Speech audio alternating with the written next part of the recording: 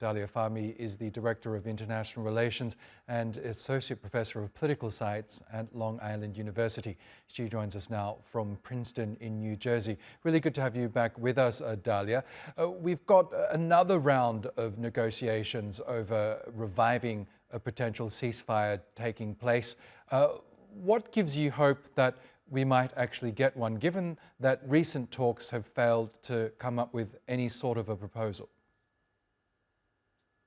So we know that the Qatari foreign minister is here in Washington speaking to President Trump and the Mideast envoy, Steve Witkoff. We know that the Israelis have left to Egypt for Cairo talks, and that the Hamas leadership apparently is leaving from Qatar to Egypt to hear this new ceasefire agreement. Now, this new ceasefire agreement is a 5 to 7 year peace agreement where there will be the return of hostages in exchange for Palestinian hostages, but also the complete withdrawal of Israel from Gaza.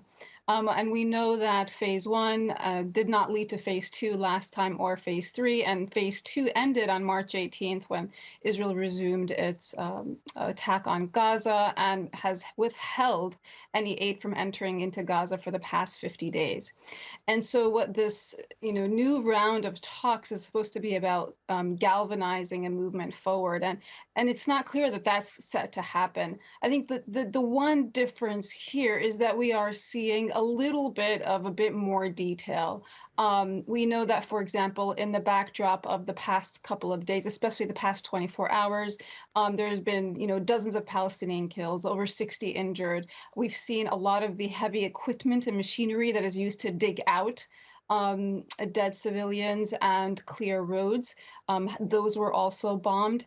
And so, while you see complete devastation, there's also on side of the Palestinians, the fact that Hamas is saying it's willing to not just hand over hostages, but also to start slowly withdrawing any power from Gaza and give it to a Palestinian authority.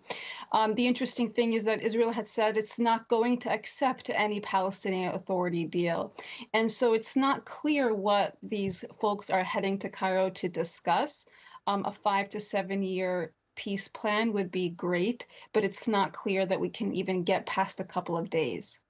Well, that's right, because this new proposal, as has been reported in several media outlets, does, I guess, propose a longer-term solution to the conflict in Gaza. But it's become increasingly clear that Israel, under the current administration, has no desire to end hostilities in the short or longer term. And as you say, we've got officials even suggesting that it might occupy the territory for the foreseeable future. What do you believe is the aim of this Netanyahu administration and indeed the far-right cabinet that seems to govern it? For some reason, we have a hard time believing exactly what they tell us. We saw members of the far right elements of the cabinet, but also ministers say that there will be no peace deal, even if it means hostages will not be returned, because it's about the complete seizure of Gaza and the West Bank. So they have not told us what their intention is. They actually have.